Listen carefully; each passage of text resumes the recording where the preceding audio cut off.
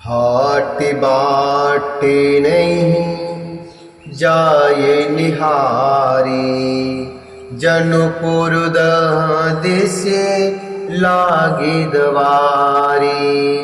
आवत श्रुति सुने के कई नंदिनी, हर सिर बेकुल जल रूह चंदिनी।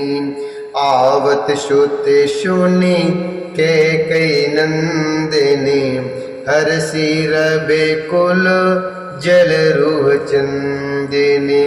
सजी आरती मुदित उठ धाई, द्वारे है भेंट भवन ले आई। भरत दुखित पर वारु निहारा, मानो तुहिने बनज बनु मारा। भरत दुखित पर वारु निहारा, मानो तुहिने बनज बनु मारा। मानहु तुहिने बनज बनु मारा। बाजार और रास्ते देखे नहीं जाते, मानो नगर में दसों दिशाओं में दावाग्नि लगी है। पुत्र को आते सुनकर शूरकल रूपी कमल के लिए चांदनी रूपी कैकेयी बड़ी हर्षित हुई। वह आरती सजाकर आनंद में भरकर उठ दौड़ी और दरवाजे पर ही मिलकर भरत शत्रुघ्न को महल में ले आई।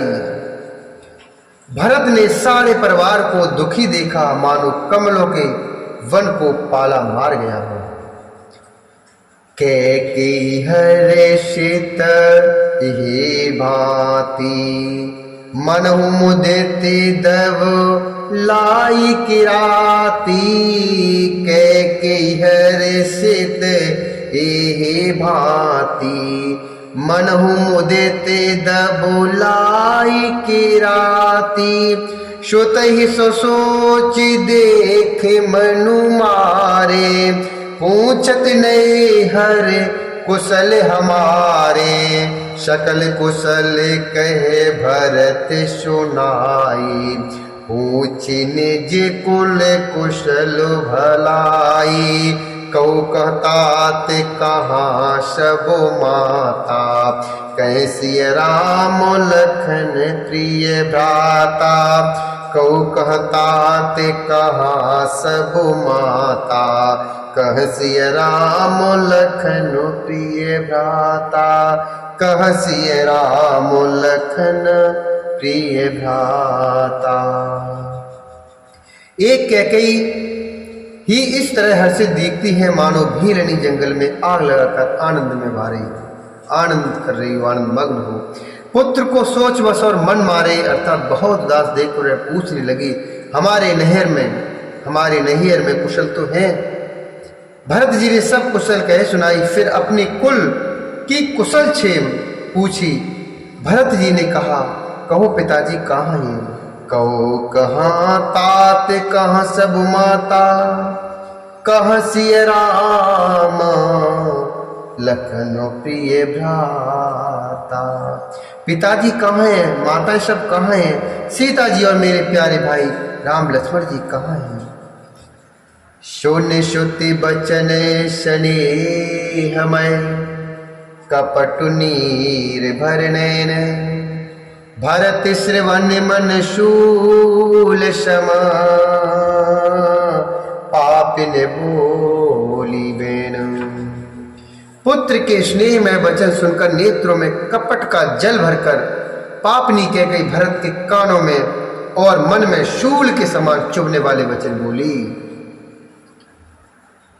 तातो बातों में सकल सवारी, भय मंथेरा शायद बिचारी। कछु के काज विध बीच बिगार्यो, भूपत शूरपति पुरुप गुधार्यो।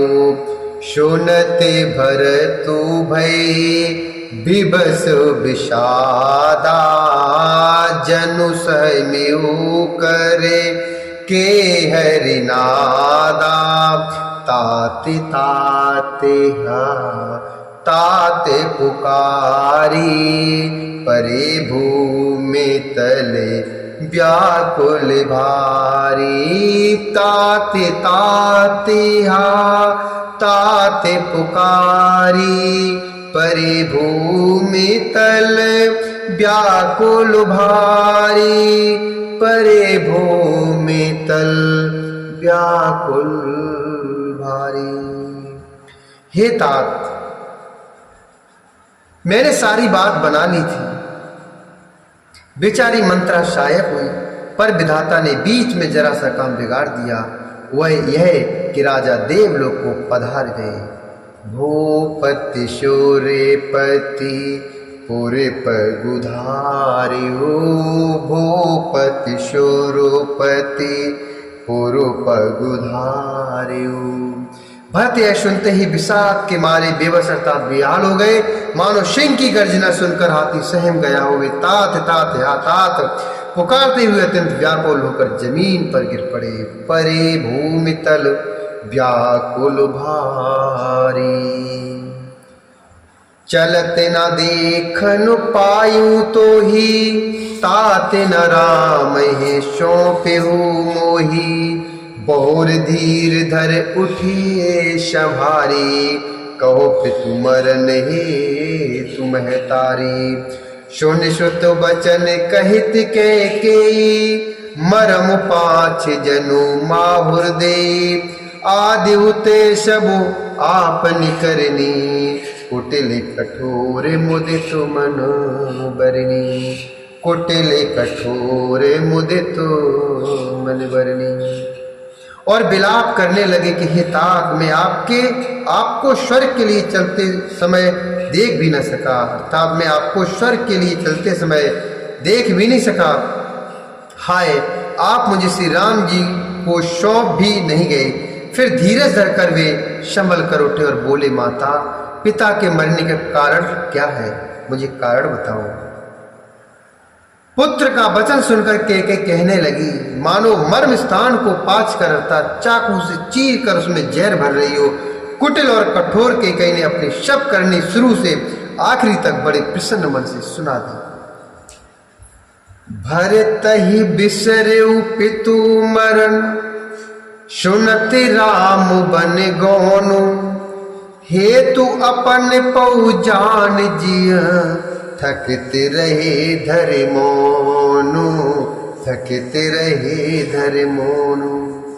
श्री रामचंद्र जी का वन जाना सुनकर भरत जी को पिता का मरण भूल गया और हृदय में इस सारे अनर्थ का कारण अपने को ही जानकर वे मौन होकर स्तंभित रह गए, अर्थात उनकी बोली बंद हो गई और वे शून्य रह गए। बेकल बिलोकी सुतह समुझावती मनहु जरे पर